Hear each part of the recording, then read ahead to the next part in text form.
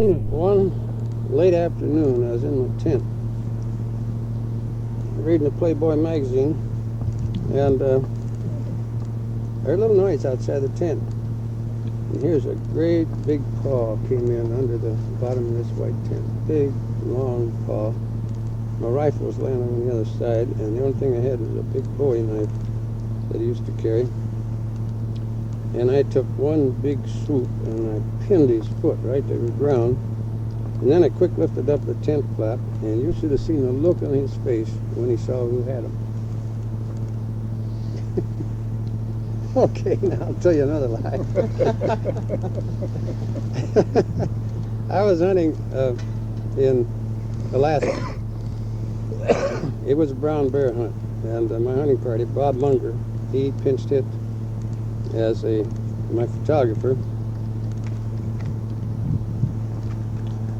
We were hunting with Ed Bilderback, who had a commercial fishing boat, 57-foot seagoing craft, and we cruised along the shoreline looking with binoculars for bears on shore. And it was agreed before the trip ever started that if we saw any black bears, they were his game, and brown bears were my game. Well, we saw 3 black bears on the beach. And we anchored the boat and got into a skiff and went ashore and made a sneak on them. We got about 40 yards from a little point of spruce came out. We got in that, and I had the camera. I was photographing the shooting of the black bear, and also had my bow. Bob, I should say, is not the greatest shot with a bow in the world. Matter of fact, he can't shoot very well. He doesn't practice except when he's hunting, when he's shooting with game, but he is a very, very determined hunter. He has eyes like an eagle, and I'm sure if there wasn't anything else to hunt but mice, he would hunt them. Okay, here we are. There's 3 bears out on the beach 40 yards from us, and they're pawing around the kelp for goodies. And I held Bob off, and I ran 100 feet of film to the camera. And then I loaded up, and I said, okay, Bob, start shooting. Well, Bob started shooting. These arrows go skidding by these bears on that sandy beach, and they would turn and look at them going out of sight. And by that time, another one would be going by, and they hadn't any idea what was going on. He shot all his arrows and all mine. About that time, the bears decided there surely must be something wrong around here, and they scampered in the woods. Well, it was too dark for camera work in the spruce bog there, and I dropped the camera, and we went out and got the arrows and sharpened them and went into the spruce. It was full of game trails, moose trails, and bear trails and whatnot. And we got scattered, and I got a bear in sight, and I guess they'd probably never seen anybody. And he just kept ahead of me, but I could never get a clear shot at him. And he went across this was in the spring of the year, in May, maybe about this time, yeah. There was a lake there, or a big pond. It was a couple hundred yards across, and the ice had melted around the edges, and this bear crossed that. Well, I jumped the 5 feet or so that was melted, and when I got about the middle of the ice, I got a shot at the bear. And I heard a clicking, and I figured I'd got him through the ribs. And just about that time, I heard the scratching of bark, and another bear is coming up a spruce, a great big Sitka spruce, 3 feet in diameter, just ahead of me on the edge of the pond. So I started to holler and bark like a dog, and I ran over there, and I kept him up a tree, and I said, well, boy, here's Bob the bear. Well, then I started yelling for Bob, and he came, and Ed Bilderback came, and Harley King, who was a second in command, he came, and that was too much from the bear, and he went right to the top, and it was a tall tree. And I knew we had a problem. So we positioned Bob at an angle where his his arrows would fall on the beach. And then we set up a relay team, bringing arrows back and sharpening. We had 3 of us working there pretty hard for about an hour. Every once in a while, an arrow would hit a rock, and that's the end of the arrow, of course. And finally, it was at least an hour this went on. And in one arrow, he hit the bear. He just hit it. He only pulls his bow halfway back, and the arrow didn't go in very far, and it was kind of hanging there. And that wasn't a very happy situation. But finally, we're out of arrows. And the arrow dropped out of the bear, and that one was used up also. And this got to be kind of a monotonous, sort of a gruesome operation.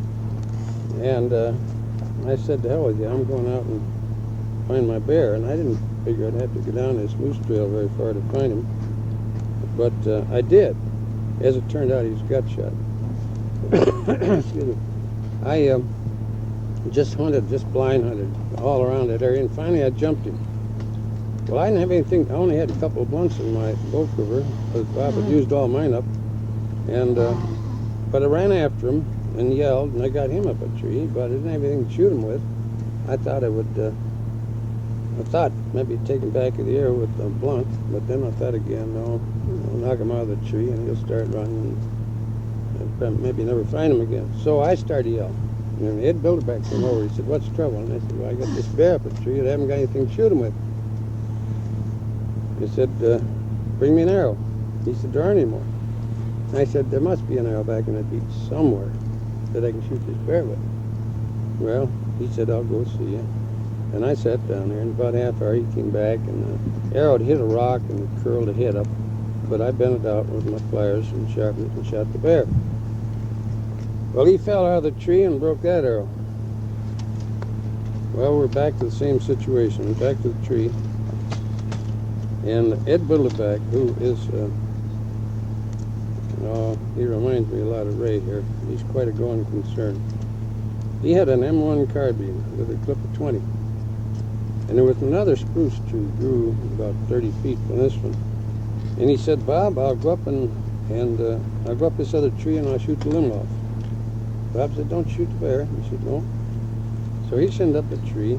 He shot 19 shots. He said, "I'm saving the last one for myself." But he didn't get the limb shot off. But he came back down and he said, "Bob, I got an idea. If you go up that tree, you're only 30 feet from that bear, and you can shoot him real easy." Well, we had 2 problems there. Bob wasn't too anxious to go up the tree, and we didn't have an arrow. So we went back to the beach again. And we found a whole arrow that didn't have a head. Then we found the front end one that had a head. And we were shooting glass arrows, and this one had a short piece of glass shaft on it. And I filed it lengthwise on both sides until I could open it and put it over this arrow that had no head on it. And the arrow had no knock on it either. It just had that aluminum thing sticking out. So I took my file and I filed a knock in this pointed aluminum thing. And we taped. Bob always has a roll of black tape in his pocket. He fixes everything with black tape. And we taped that. And we gave him a shove up the tree. And he climbed the rest of the way. And he got up to the height of the bear. And he yelled down. I can't get a good shot at him. He's behind the limbs. Well, Ed spoke a few bad words, and he grabbed a stick there about 6 feet long and went up the tree the bear was on. He got underneath and he began poking him. He said, "Now, Bob, how do you want him? Want him facing you or what?" Well, he finally got him sideways, and Bob shot the bear. There's a little more to the story, but it's kind of gruesome. But anyhow, he shot the bear and he fell out of the tree, and that hunt was over. Now, I'll tell you a true story. No, that was a true story. That's just the way it happened. It was quite a trip. I've made some films for ABC, for American Sportsman program, And they have been very interesting because it involved taking 8 or 10 New Yorkers out in the bush and trying to shoot an animal with a bow and arrow in front of a camera. And that takes a lot of doing. The first hunt that we went on, I went to New York and I sold them. They'd been having this American Sportsman show and everybody shooting stuff with guns, and I thought they should be shooting some with bow and arrow. So I went to New York and sold them on the idea of doing a grizzly hunt up on the Kispioks. And we're going to do it that fall because I had an outfitter signed up to go up there. But they couldn't, I don't know what happened. They got fouled up in their schedule and they couldn't do it. But they did the next fall. And it's a fly-in thing. We can go in by horses also. We did that a couple of times. But this time we didn't have enough time, and it would take them too many horses to take the equipment in because they had a ton of camera equipment. 1 ton, 2,000 pounds. We flew in a beaver and landed on a lake, and our camp was just a mile from the lake. Wait, hold a second. Our outfitter, or our producer, was a very obnoxious Englishman, and I say that now to illustrate what I'm about to tell you. We took an old horse in. The outfitter went up there with horses. We flew in. And we took an old horse in to use for grizzly bait. At that time, you could bait grizzlies with, or you could bait grizzly bears. You cannot now. Well, we picked a spot to do this operation. That's the only way I could get a bear within camera range of this crew, because they go walking through the woods, coughing and snorting and breaking sticks. I very carefully selected a place where the wind direction was pretty constant. It was along a creek, Stevens Creek. And we planted this horse at a place that would work out best. It was on the other side of the Stevens Creek.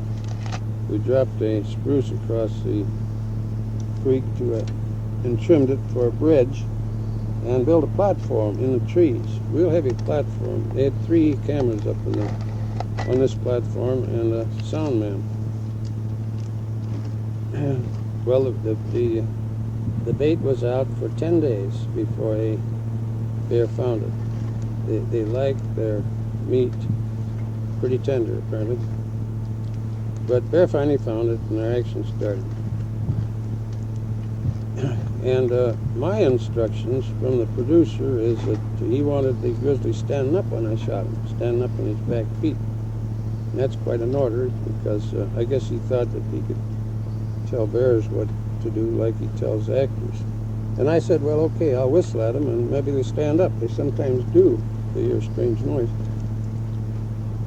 Well, the bear came in one afternoon, and I went down there and whistled at him, and he stood up, and I had wanted to drop the bear on the spot, because this is my first experience with ABC, and a bear running off is one thing. I wanted to drop him right in the picture at the same time. So I used a real heavy arrow and shot at his neck, and I missed him. And he ran off. And the producer, Mr. Bendig, looked at his light meter and looked at the sky, and had another thing, he looked at it. And he said, the light is getting poor. Will the bear be back tomorrow? Well, I'm the expert. And I said, yeah, I'll be back tomorrow. Just as if I knew he would. And he said, okay, wrap it up. So we put tarps over the cameras, plastic tarps. And it was only a mile to camp, less than a mile. And no respectable grizzly bear is going to show up at 9 o'clock in the morning. But this was an exception. We went in there at 9 o'clock, and the bear's on the bait. And it's quite a situation because it's frosty and cold, and these tarps are noisy. But the camera crew, we had a ladder going up, they climbed up, and they would make a noise once in a while, and the bear would look up, but he must have been awful hungry, or like this bear, I stood for the second shot for me. Excuse me. He stayed put. And finally, after what seemed like an hour, it probably was 10 minutes, they gave me the OK signal to go across the log and shoot the bear. Well, the sound man had a microphone taped to a tree about 10 feet from the bait, a directional microphone to pick up the sound of breaking of bones and growls and tearing of flesh. And he had a wire running up along the creek and across the bridge and up to the platform. And he said to me, he handed me a coil of wire, he said, would you mind plugging this in? There's a disconnect in the middle of the bridge, as you cross the bridge. Well, I had to cross the bridge on hands and knees to keep the bear from seeing me. And I said, yes, I'd take it. So with the bow in one hand, the cable in my mouth, I crawled across the bridge, and I couldn't find any disconnect. And this is, the tension is high, you know. The camera's ready, and the bear's down there. And I crawled back and forth in that thing trying to locate this disconnect. And finally, I found it at the other end of the log, all tangled up in some bushes. The bear had been on the log during the night, and he was playing with this cable. And I had to untangle it and crawl back in the log and plug it in. And I went in and shot the bear, and I didn't shoot for his neck this time. I shot him. Yeah, I went through both shoulders and cut the aorta off at the heart. And he spun around, growling and roaring, and died just about 50 feet from where I shot him, but unfortunately in the bushes out of camera range. Well, that was the story on that, but there's one, and I guess the reason I'm telling this whole thing, there's always a lot of humor in a thing like that, and we had fun. This cabin that we stayed in, well, we stayed in tents, but they had a cabin there that turned out to be the dining room and cookhouse. New cabin, beautiful job, built out of great big spruce logs. And there was one scene there that Mr. Bendig wanted. We had horses there, and the setting was this. The horses were tied to the side of the cabin, and my guide, Bill Love, just a principal fellow, a young guy, about 30 years old, maybe 35. He had trouble remembering his lines because, you see, you have to get the voice on the film, you have a transmitter in your hip pocket, operated by batteries. You have a little aerial going down inside your pant leg, and a microphone under your shirt. And anything you say goes on the tape that the sound man has. He picks up these signals. He can pick them up to 200 yards, and they go on his tape. And his tape machine is synchronized with the cameras. So that's the way you get that. And we had certain things we were required to say at certain times. And Bill would get a little camera shy, and he'd flub his lines sometimes, so we kept his lines just as short as it could be. And this scene was Bill was saddling the horses, and I was to come out of the cabin with a thermos jug in one hand and a knapsack in the other. And I was to say to Bill, how do you like your coffee? And Bill all he had to say was, I'll have mine black. And then I say, oh, okay, that's what I thought. And I stick it in the knapsack, and we crawl on the horse and ride off. We shot this 7 times. We had 3 cameras out there on tripod. Something always went wrong. We had a fellow in this cook stove there, and had the coals there, and had a fellow in there with a handful of balsam boughs, so we got a lot of smoke coming out of the smokestack. And he would watch out the window, and then he would give him the signal, he'd shove her in there, and the smoke would roll out.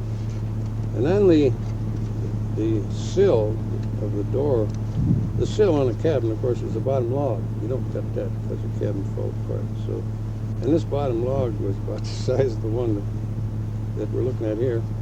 And I didn't close the door once, and he yelled, "Cut!" And once you close the door behind you, I don't know what difference that made, but something always went wrong. And finally, at one time, something went wrong, and he'd yell, "Cut!" and then we start all over again. But one time, I closed the door, and stepping over this log, I sort of closed the door on my foot, and it put me in a kind of an awkward position. And I didn't want the film used, but he didn't say cut. So I said to Bill, "Would you like some moose droppings in your coffee?" Bill says, "I'll have mine black." You just hold up for a second. We're going to...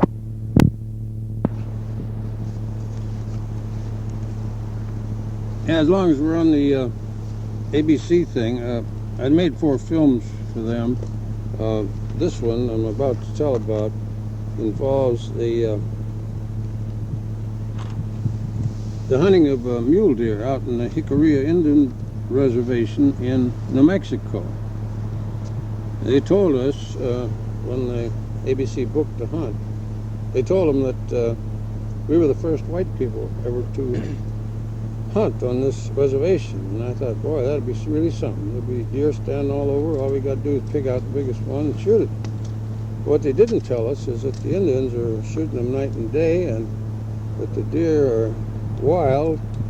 And actually what we found is if you drive a car by and there's a deer on a hill a mile away, he takes off.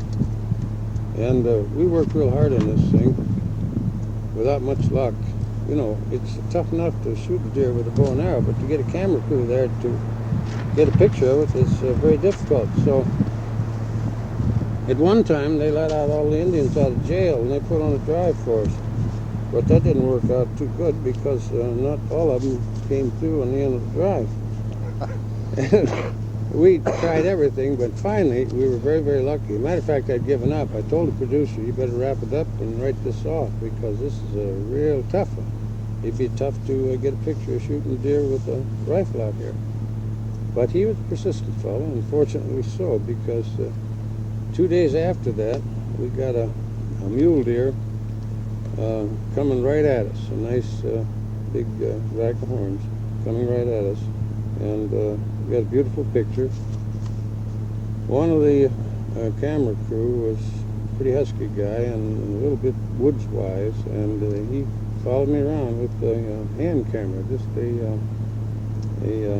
Eastman hand camera, and got the key footage that we needed to finish the film. The other ABC thing was more interesting. It was polar bear hunt up in the Arctic. I'd been on 2 different polar bear hunts before that, trying to get a polar bear with the bow and arrow. My name is Bear, and I didn't want to go to the grave without having shot all the bears on this continent, kind of an ego thing, I guess. But I had been on 2 other hunts, and twice the bears had charged me after I had an arrow in them, and the Eskimo had to gun them down, so I don't have a bow and arrow trophy. And I told ABC I'm going on that hunt, and it turned out to be kind of a wild one because they much more time was required and entirely different technique. I wanted to shoot a bear without the use of an airplane. I planned on camping out on the ice, and our means of locomotion were snowmobiles. This was in 1966. And we did. Our base was 40 miles away on land. We were 40 miles out in the ice pack. We took thermos tents. They have a pop tent, which looks like an igloo, and a prairie schooner tent. And to get a little bit of warmth, we needed, or felt that we needed, 2 thicknesses of canvas. So we put one tent inside of another one. And that is better than 1 thickness of canvas, and that's about all I could say for it. We had some catalytic heaters to keep our sleeping tents warm, and we had an oil-burning cook stove for our cook tent. The cook tent was 7 by 12, where we had to do all the cooking and all the eating. And you set your tents up on snow, not on ice, on snow. And we had ours set up in about 1 foot of snow. We had a couple pieces of plywood that we'd sawed in half and taken out there for a floor where all the traffic was, just inside of the tent. And the back half of this, the last 6 feet, was the recreational room and the dining room, and we had that covered with moose hides. It had the hair up. And that is where the poker games occurred at night also, and it sort of served as a blotter, because when we broke camp, we got quite a bit of change out of it. Anyhow, we got out there to the outfitters, who, as I said, had a house on the shore, not too far from a radar station. That's the dew line that goes across through there, where we're watching for the Russians to be coming at us from across the other side of the North Pole. And our transportation back and forth for the heavy stuff was snowmobiles pulling a long sled. The sled was about 12 feet long, pull a half a ton. The going was pretty good because the ice was not too rough between shore and our camp. Beyond our camp, it was a jumble. We went out the first day and set up 2 tents. And we went out the next day to set up some more tents. And a bear had been in and practically wrecked the 2 tents that we had set up the day before.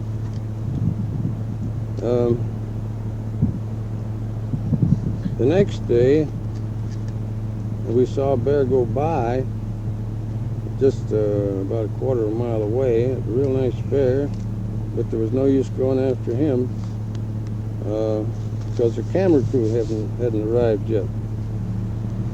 Well, the camera crew finally came in. They came in on a Norseman with skis, and the ice was smooth enough there by camp where we could sit down. And here again, we had a bunch of city boys dumping them right up in the cold Arctic, and that was really something. They took it for 10 days, and then they decided that they wanted to get out of there. Well, in those 10 days, we had all the film that we needed. We just needed the key picture of shooting a bear with an arrow. Well, Bob Munger was with me this time also. And these fellows got all caught up with this, and they said they wanted to get out of there. So we radioed for a plane from Point Barrow, excuse me, which is 180 miles away. But the plane couldn't get in for a couple of days on account of the weather. And when it did get in, those New York crew, they crawled in that so fast, I thought they were going to come right out the other side. We got them off the ice, and they're finished. They went back home. But they left all their camera equipment, about $50,000 worth of camera equipment, sitting on the ice there beside our so-called airstrip. And the plane was to come back the next day for it, but he never got back for about a week with kind of bad weather. And when he did get back, we had to shovel it out of the snow, and there's a couple pieces of equipment never did reach New York. Oh, one of the things that happened, there are many idle days in a polar bear hunting camp, because there are days when you can't leave camp. If you did, you couldn't find your way back. They are whiteouts. They call whiteouts, and they're a problem with flying. You don't know, you can't tell how far anything is. For instance, if you're walking in it, it's almost like walking in a fog. You can step off of a cake of ice that's 2 feet high, or run into a cake of ice that's 2 feet high, and you can't see it. I know we came in on another hunt. We came into an emergency landing field in Umiat, which is south of Barrel. That was one of the other trips. And the landing strip was marked in the snow with oil drums, 2 lines of rusty oil drums. And it looked to us like here were oil drums just floating in the air. That's the impression you got. It just looked like they were floating up in the air just the same as we were. But you could get a feel for where the ground was by gauging yourself with the oil drum. Well, on one of these days that we couldn't go out, somebody had decided we'd spud a hole through the ice and see what we could catch in the way of fish. Well, we had a nice spud, but we had 7 feet of ice to go through, and we had to tape an extension handle when we got down 4 or 5 feet to the spud. And finally, when we broke through, the hole became about that big around when we were at the top, and it got smaller. And finally, when they broke through, the spud went down to the bottom of the ocean, and we had us a spring. We didn't know that, but the ice was exerting pressure on the water, and we had us a spring.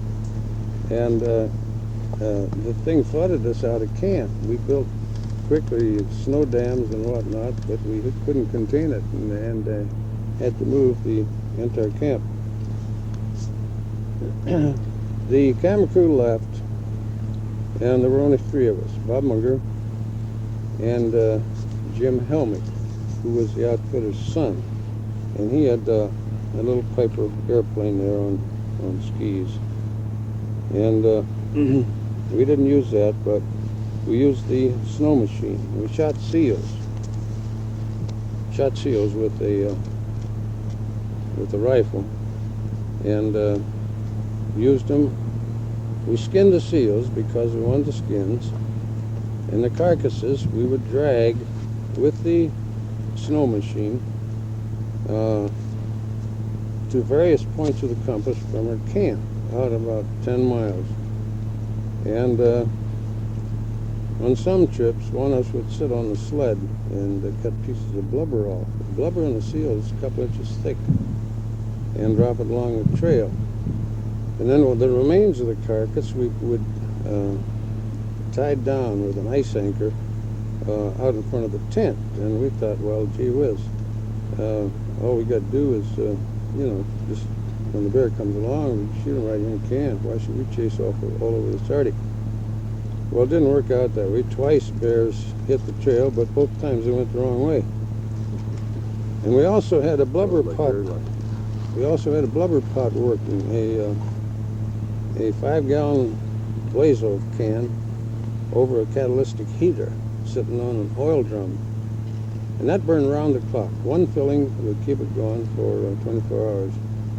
And you could smell it yourself half a mile downwind, and I'm sure a bear could have smelled it a couple or 3 miles. No bears came in, and actually, as it turned out, the bears, while they had been in an area when we set up camp, they had left. And the reason they left was during the time before we got there and ending about the time we set up camp, the polar bears were hunting baby seals. The seals have a hole up through the ice that they use just for breathing. But when spring approaches, and we were there in April, May, when spring approaches, they open these holes up so they can get out. And the holes are always, these holes that they use for the purpose I'm about to tell, are made where there's snow drifted up beside a pile of ice or something. And the holes come up under this snow, and the mother enlarges an area. She's got a little room there with the hole right in the middle of it. And that's where her seals are born. But seals cannot swim when they're born, strange as it may seem. And they're not taught to swim until they're about a week old. And it's during that time that the bears go sniffing around, and they can smell them, and they dig through the snow and get the baby seal because it cannot swim away. The mother goes down the hole and she's gone, but to get the babies. We found two places where they had dug out, and where there was blood, where they had killed a seal needle. And just in the interest of the habits of polar bear, I think they're a wonderful animal. They can live out on that polar ice pack where nothing else could possibly live. And they can live because they're terrific hunters. They have to catch seal that are lying outside their hole, sunning, along towards spring, and I guess maybe through the summer also. Seals come out of their hole and to sun, to get some warm sun, I guess, and they lie right beside it, and they doze for about 1 minute, and then their head comes up, and they scan the whole horizon, then heads down, and they sleep for another 60 seconds, and they do that all the time.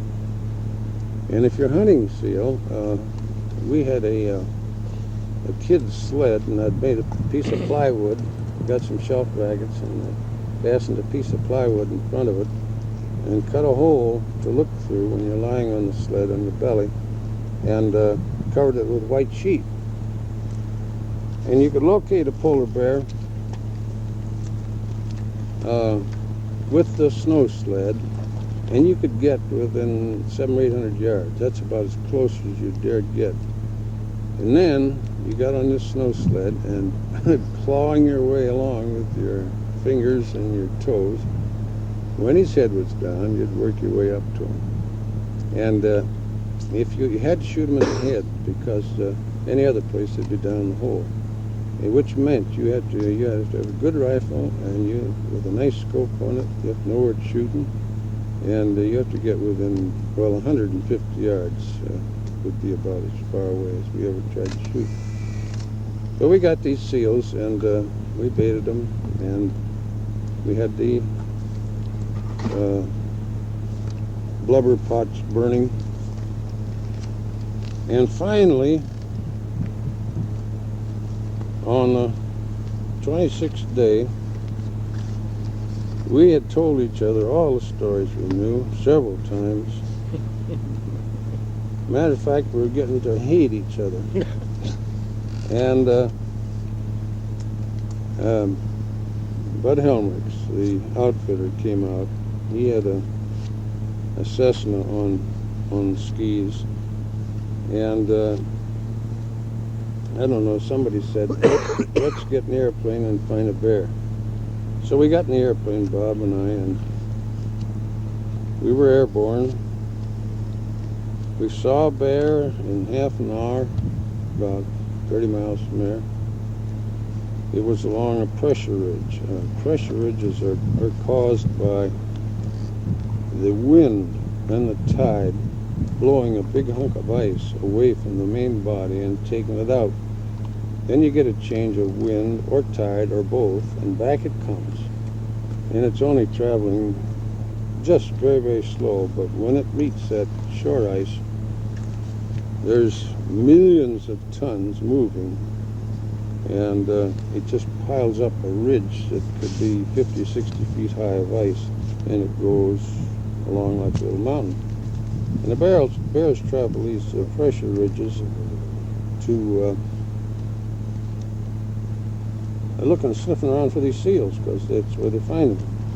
Well, we saw this bear, and he was working his way up this pressure ridge, and we flew ahead, and Bud set us down. We got ambushed behind hunks of ice, waiting for the bear. In about an hour, he came along. We had to fly about 5 miles up, find a place to sit down.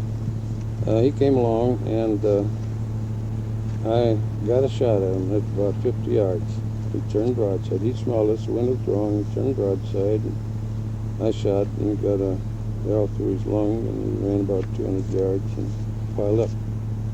And that's the story of the polar bear hunt. And I'll tell you, I was so happy when I got that bear down, in the thought that I didn't have to go up to that cold, miserable place and still try to get a polar bear.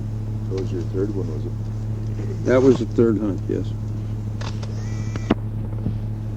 One little story I didn't tell you about the polar bear hunt. We'd taken a bottle of wine with us to be drunk as a toast after the bear was killed, and the directions on the bottle said to serve at room temperature, but we had to thaw it out before we could pour it. Now I'll tell you another little story that involved a hunt with Bob Munger. We had returned from Point Barrow from one of these unsuccessful polar bear hunts, and we're going on a brown bear hunt, a spring brown bear hunt with Ed Bilderback, and we were to meet him on Kodiak Island. He was bringing his boat up from Cordova, where he lived. Well, the polar bear hunt was over quicker than we had expected, and we went down to Anchorage for a few days. I met a field and wildlife man there who we asked him if the black bears were out of hibernation yet, and he said yeah, he'd been seeing a few of them on the southern side of the mountains, and that he was going out turning an arm the next day, and if we wanted him to, he'd take us out there in the morning, pick us up and eat him. So we went out there. I wasn't interested in the black bear. I was a cameraman, and Bob was a black bear man. And we climbed this mountain. It wasn't too high, and it had a flat top, or fairly flat.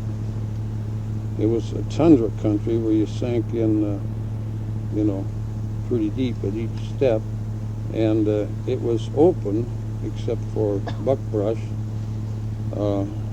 and some small hillocks that had trees on them, spruce trees and bushes. And we saw a moose in one of these thickets, and I wanted to get some pictures of the moose, so we did a pretty good stalking job and got up to about 40 yards of it. It was a cow moose, and I shot some pictures. I had all the pictures I wanted, and normally when I sneak into a situation like that, I take just as much pride in sneaking back out with the thought that they have never known I've been there, but for some reason or other, Bob let out a yell. Well, it was the spring of the year, and this moose had a young calf, and we didn't know that until he let out a yell, and when she saw us, she came after us. And we took off across the tundra, shedding cameras and archery equipment as we went. My legs are a little longer than Bob's, and I quickly got the lead, and we were making for a little hillock. It had just one tree on it, and I got there and laid claim to it. It wasn't big enough for the both of us, but there had been another tree through there.